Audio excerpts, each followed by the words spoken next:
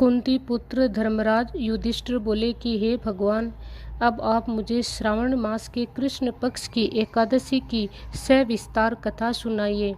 उस एकादशी का नाम तथा इसकी विधि क्या है? मैं इस दिन किस देवता की पूजा करूं, यह सब बताइए। श्री कृष्ण भगवान बोले, हे राजन, मैं एकादशी की कथा कहता हूँ, ध्यानपूर्वक सुनो। एक समय इस एकादशी की पावन कथा को भीष्म पितामह ने लोकहित के लिए नारद जी से कहा था। एक समय नारद जी ने पूछा कि पितामह, आज मेरी श्रावण माह के कृष्ण पक्ष की एकादशी की कथा सुनने की इच्छा है, अतः अब आप एकादशी की व्रत कथा विधि सहित सुनाइए। भीष्म पितामह नारद जी के वचनों को सुनकर बोले, हे नारद जी, आपने मुझसे यह अत्यंत सुंदर प्रश्न किया है, अब आप ध्यान पूर्वक सुनिए। श्रावण माह के कृष्ण पक्ष की एकादशी का नाम कामदा है। इस एकादशी की कथा के सुनने मात्र से ही वाजपेयी यज्ञ का फल मिलता है। कामदा एकादशी के व्रत में शंख चक्र गदाधारी विष्णु भगवान की पूजा की जाती है। जो मनुष्य इस एकादशी को धूप दीप नैवेद्य आदि से भगवान विष्णु की पूजा करते हैं, उन्हें गंगा स्नान के फल से भी बड़ा फल मिलता है। यही फल सूर्य चंद्र ग्रहण केदार और कुरुक्षेत्र में स्नान करने से मिलता है। श्री विष्णु भगवान के पूजन का फल समुद्र और वन सहित पृथ्वी दान करने और सिंह राशि वालों को गोदावरी नदी में स्नान करने के फल से भी अधिक होता है। वेदीपात में गंडक नदी में स्नान करने से जो फल मिलता है, वह फल भगवान की पूजा करने से मिल जाता है। भगवान की पूजा का फल श्रावण मास के कृष्ण पक्ष की एकादशी के फल के बराबर है। अतः भक्ति पूर्वक भगवान की पूजा न बन सके तो श्रावण माह के कृष्ण पक्ष की कामदा एकादशी का व्रत अवश्य करना चाहिए।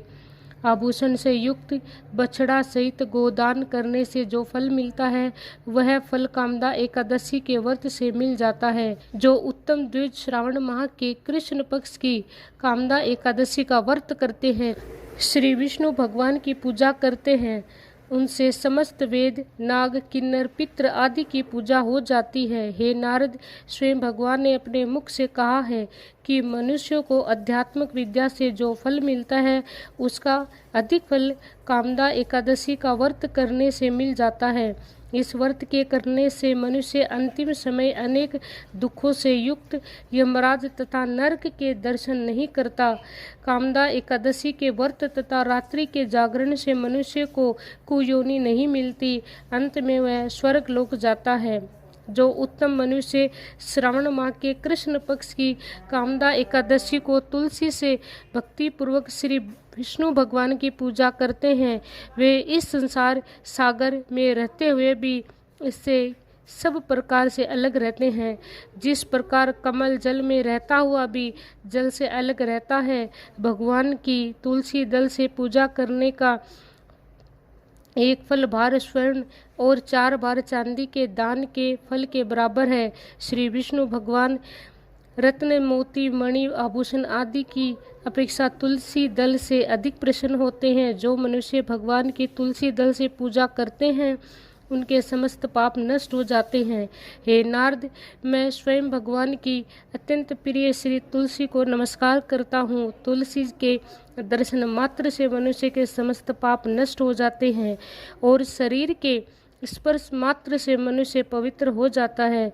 तुलसी जी को जल से स्नान कराने से मनुष्य की समस्त यम यातनाएं नष्ट हो जाती हैं। जो मनुष्य तुलसी जी की भक्ति पूर्वक भगवान के चरण कमलों में अर्पित करता है, उससे मुक्ति मिलती है।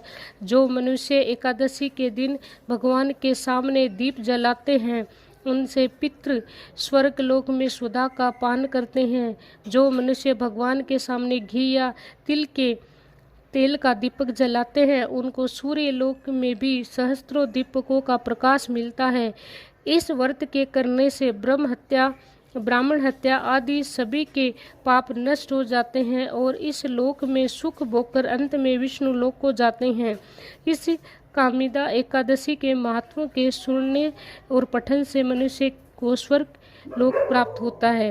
बोलिए विष्णु भगवान की जय हो, एकादशी माता की जय हो, तुलसी मैया की जय हो, गंगा मैया की जय हो, यमुना मैया की जय हो।